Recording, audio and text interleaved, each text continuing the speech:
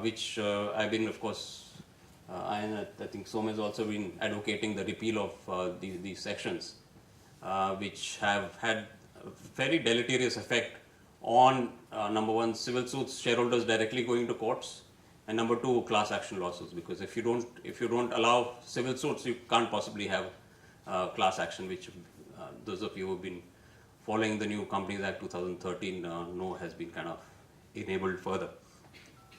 So that's a sad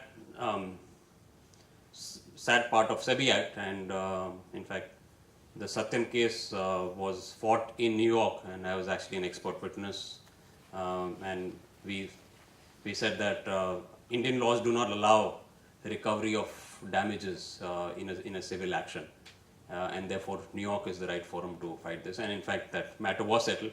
India, if you've not noticed, there are of course many SEBI and CBI and other actions against Satyam, but there's not one single civil suit which has been filed by investors, not one.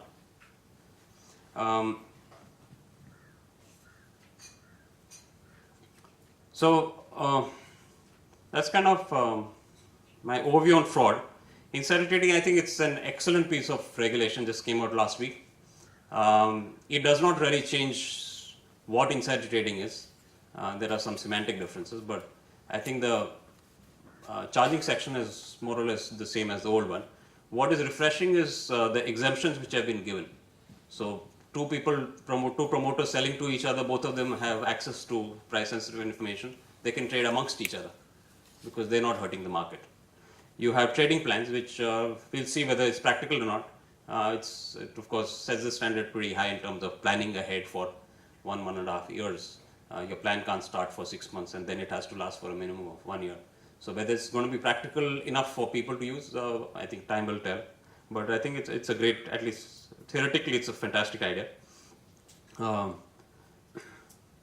are also protections provided for takeovers, for private equity transactions. There's a lot of safety given to honest transactions, which till now always faced, the ambivalence of whether what we're doing is technically, legally, prohibited or not. And private equity transactions which had due diligences, I think we'll have much added protections from at least even a kind of fear of being charged of insider trading. We've always had the concept of deemed insiders, but that's been kind of tweaked and improved upon. So people who are, let's say, lawyers, or people who are merchant bankers, brokers, who are supposed to routinely have access to information, they are presumed to have access, and therefore any trade they do, they have to disprove that they did not act on access to insider information. So it's a rebuttable presumption, but it makes the job of SEBI much easier. Finally, on disclosures and insider trading, they've streamlined it. They've covered now, they expanded it very dramatically to all employees. But thankfully, they've kept the disclosure levels above 10 lakh rupees. So every sweeper in the company does not need to really report every time he or she trades, which is, I think, probably 10 lakhs in 1 quarter is the threshold, which is, I think, again, a big positive. And the simplicity with which the regulation is written, in fact, the draft regulation was anyway a huge improvement. SEBI seems to have improved dramatically even on the draft. So it's, for instance, if you look at the enforcement part of it, they simply rely on the SEBI Act and the other provisions. So very simple, easy to read, simple to follow. Simple to read, easy to follow set of regulations. Couple of takeaways, I think, just because I think this is a pretty sophisticated audience. I think it's really important to have very detailed written procedures. We all think that fraud will never touch our companies, but in fact, when it hits you without giving you advance warning. So I think having very detailed written procedures will protect you from the folly of others. You're of course clean, but you don't want to kind of pay a penalty, a personal penalty for a fraud done by somebody who doesn't even report to you. So I think written procedures are really important. Empowerment of audit committees is extremely important beyond what is provided for by the listing agreement and by Companies Act. I think many more powers companies should kind of empower audit committees to hire even outside experts directly without kind of reference to the general board of the company. Whistleblowing has to be further empowered if you want to catch fraud, if you have to incentivize people who are going to kind of sing the song and talk about the fraud if you really want to catch, because some third party is not going to come and tell you about the fraud in your company. It has to be one of your employees. Supervisory obligations, which is connected to written procedures, have to be strengthened significantly. You can, if you find some possibility of a fraud, you probably want an internal investigation before SEBI or somebody else kind of turns up at your door. It will show that you acted in good faith, that you did whatever was possible, even though you could not prevent it. You at least did whatever was possible given the circumstances. If you suspect somebody, send them on a paid leave.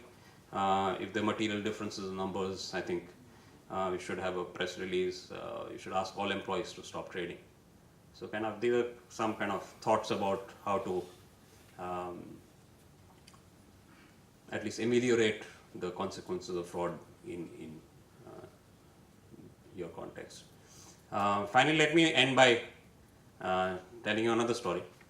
So Charles Ponzi was, of course, one of the most famous.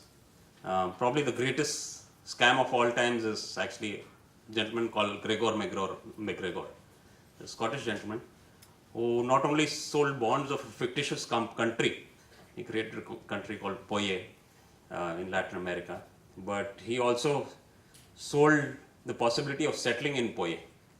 So while he was selling bonds, which is in today's equivalent terms around $2 to $3 billion, which is much smaller. There have been much larger scams like Charles Ponzi and Charlie Madoff. Madoff is $60 billion. But I think the most, if you have to give the award for the most creative of all frauds, MacGregor is the person. So he sold bonds of a country which did not exist. And he said this is the kind of better than America. This is, 17th century Scotland. So he said that it's a great place to live if you want to settle there. And he convinced people that people there, the tribals there in Central America are actually extremely friendly. Not only are they friendly, but they love Britishers. They completely love Britishers, and it's a great place. They will revere you. They will kind of probably pray for your well-being every day. Not only is there clean water, but along with the water, you frequently find nuggets of gold floating in the water.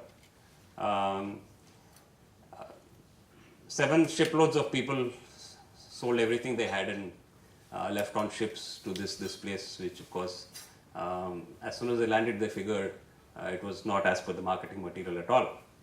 Unfortunately, they had bought one-way tickets and not return tickets to this island. Almost all of them died. Some of them survived. They were rescued after more than a year by the UK Navy. Parallelly, of course, the brilliance of this person's fraud was he was parallelly selling the bonds, saying that, look, there are so many people who are willing to emigrate to this new territory. And he was selling the immigration theory, saying that, look, I have sold $2 billion worth of bonds of Poye. So that's probably the biggest heist in the securities market ever. And with that, I thank you. And if you have questions, I'm happy to take.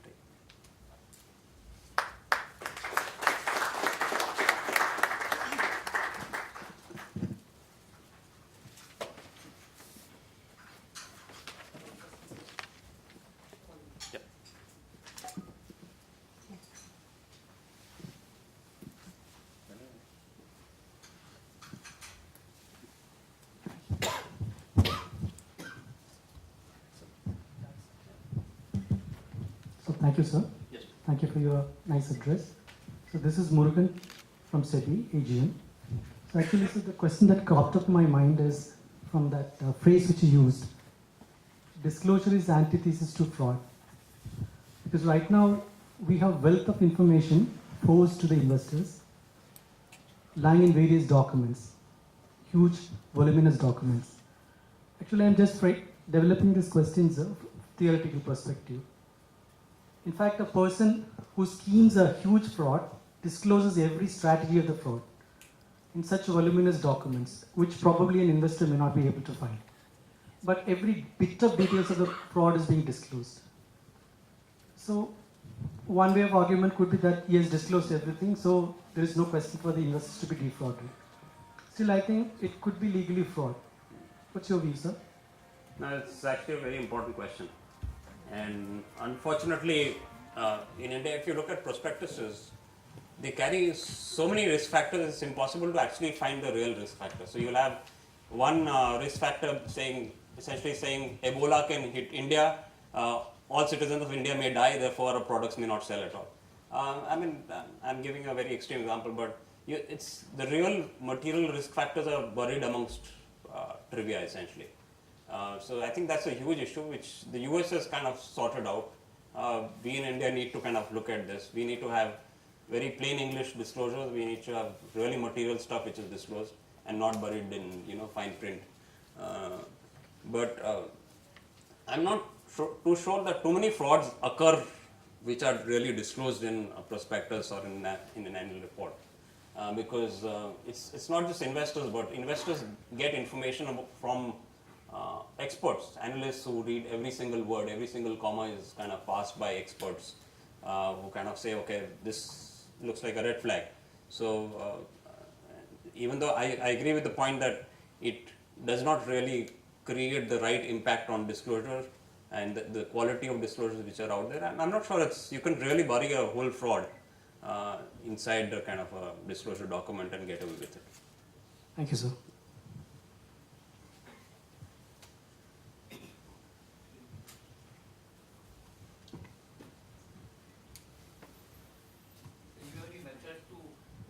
To find out as to how to prevent the fraud, because it's all out of greediness which arises.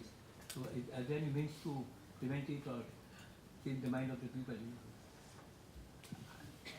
Again, that's a difficult question to answer, but I gave you a couple of takeaways of what you can do to at least reduce the scope of fraud. If somebody can get away with hiding cash balances in one of the most high-profile companies in India, there clearly is. It sounds like we have little hope, but I don't think things are that dismal. Broadly, I think you can have procedures, you can have checks and balances to minimize. No law against murder has actually prevented murders from happening, but good enforcement, good street lights at night. The most famous of statements in securities regulations is by a US judge in 1920s, who said sunlight is the best of disinfectants and a lamppost the best of policemen. And if you can shine the light adequately, create sufficient procedures to have whistleblowers, incentivize them in fact, not just protect them, that's probably going to be a source of having an early warning sign before it blows up really.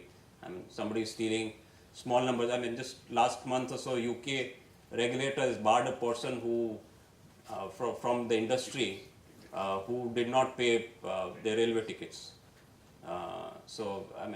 People are kind of going out of the way to have very, sometimes very extreme internal codes of conduct. In fact, Big Four, I'm sure we'll talk about it, but Big Fours have such strict policies, because they have to comply with laws of so many countries, they virtually don't allow their employees from trading at all in any security at all. So people have kind of devised things. Sometimes they become, in fact, over cautious.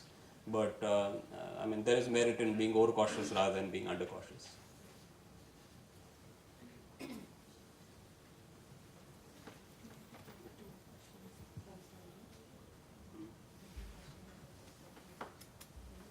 Yeah. So I think there's some questions posted. If you can ask again. From mutual funds, right? No, CSP. Pritesh didn't have. Okay. Can mutual fund AMCs and trustee and AMC directors can take benefit of the trading plan? Just the question. I see no reason why not. In fact, we submitted comments to SEBI in saying in the draft mutual funds were part of the specified securities, and they've removed it. In fact, so broadly subject to correction, I think you can definitely do trading plans.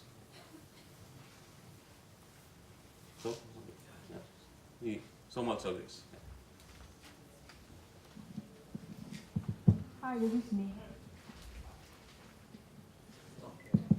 Hi, this is Neha from Deutsche Asset Management.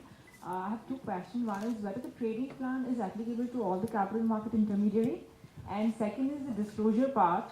Is it applicable to listed company or it's also applicable to all the capital market intermediary? Because there are certain regulations where it says listed entity and there are certain regulations that says only company. So it's a little kind of confusing. Thank you. So, as for the second question, I think essentially SEBI has empowered listed companies to bind other people, including intermediaries, even if they're not otherwise covered within the scope. They can impose standards on people they do contracts with. So, if they have a relationship with the lawyers or merchant bankers, they can provide that they kind of have disclosure norms which are not there in the regulations. So I think they've kind of brought in this, in principle, kind of high standard of code of conduct which they can impose on other people. What the consequences of breaching that, I'm not very sure whether it lies in contract or whether it lies in statutory breach. So I've not really analyzed that portion, but I think it's kind of a good bit of flexibility which is brought in without being too prescriptive. Kind of say that okay, we know that information does kind of go to parties you do business with, your trading partners, lawyers, merchant bankers. So I think that's I need to study it a little more carefully, but broadly I think it's provides the right amount of flexibility and kind of safety. What was the first question? Sorry. Whether the trading plan is applicable to all the capital market intermediary and not only listed The companies. trading plan, my understanding again is that it's meant for insiders of a company. Okay, it's not meant for intermediaries. But again, I mean, if you want to protect yourself, I think there's no harm in having such a plan for intermediaries. Maybe not under the regulations, but you can still have such a plan which will protect you. I mean, you could have done a trading plan even before these regulations Yeah, came but in. then trading plan is applicable only for the perpetual insider. So but intermediary may not be a perpetual insider. No, it will maybe. not. So my reading is it will not be applicable, but Thanks. that doesn't stop you from having a trading plan, which is I think a great, actually it's a great defense even for somebody who's not covered by it. And you could have done it even 2 years back. We had one. Yeah, we had one question from Shipping Corporation of India. Yes, you can Yeah, pose can you your just repeat the question? Whether the periodical disclosures are required under new regulations. We used to have disclosures, quarterly disclosures from the designated employees. So are we supposed to Yeah, continue with the practice? So now they expanded it to all employees, but with the caveat that with the clause that it has to be at least 10 lakh rupees in one single quarter. If it breaches 10 lakh rupees, even if you're a sweeper of a company, even though you're not an access person, you are covered. So that is the new regulation. So it's much wider, but they've set the thresholds high enough so that every, I mean, imagine Tata Consulting has, I don't know how many lakh employees in India. If every employee buying one share has to report it to the stock exchange, it will kind of make life miserable. So both it for the is company. only on occurrence of event if he deals in the shares when only he has to disclose. Is it like that? Or So as soon as otherwise you we breach used to- 10 lakh rupees in a quarter, so the day you breach the 10 lakh rupees, you need to disclose the company which discloses to the exchange. Otherwise, we used to collect nil disclosures from all the designated employees, so we need not collect nil disclosures. Only the people who are dealing, they have to disclose. Yeah, so again, you will have a code of conduct. So you will of course prescribe standards within that which are much lower than the 10 lakh rupee standard for key employees. So it's not as if now no disclosures are required to be made, but it's a broader set of employees, but it's a higher threshold, which does not take away from a practice of having superior disclosure standards for more key people like directors and senior managers. Sir, and one more question. In the minimum standard, there is a code the companies have to maintain the minimum standards. I don't remember the terminology, where on the basis of which we are supposed to create our own code. In that, trading plan is not part of that minimum standard. So, is it voluntary? I mean, how? No, so, I'm not very clear on the question. Let me just rephrase that. So, Regulation 5 provides for a trading plan, which says you to plan from 6 months to essentially periods which starts after 6 months, and for a plan which must last a minimum of 1 year. And you have to specify either the number of securities you will sell or the amount you will sell, without specifying the date on which you're going to sell, because otherwise the whole market will front run you. Once you specified that, you cannot cancel the trading plan at all. So that safety is provided in the regulation itself. On top of that, you can have code of conducts, which the annexure is of course there, which is more principle based. It's not as prescriptive as the old one. But you can always provide whatever standards you want. If you want all directors to report a single share which is being bought or sold by them, you're free to do that. Okay, thanks. But the protection is there in the regulation, which is I think a good place to have it, because you get the safety of the regulation itself. Okay, I think we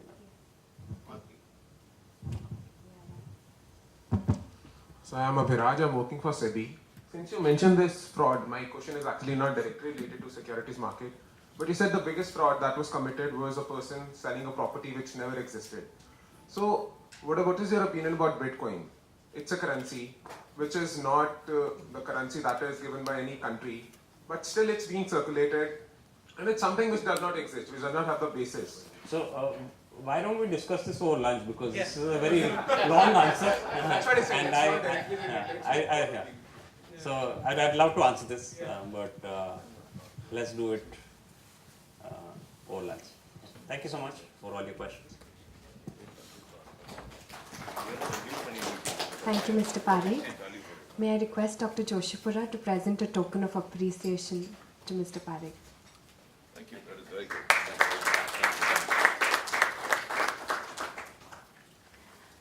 May I now invite Mr. Nehal Vora, Chief Regulatory Officer of PSC Limited, on the dais to present a few case studies pertaining to manipulation and insider trading. Mr. Vora is also a board member of the Indian Clearing Corporation Limited, and he is the member of the Risk Management Review Committee of SEBI and of the Risk Management Group of the Forward Markets Commission of Committees. Nehal is the chair of the Cyber Resilience Committee of the International Organization of Securities Commission. May we request Mr. Vora to address the audience, please.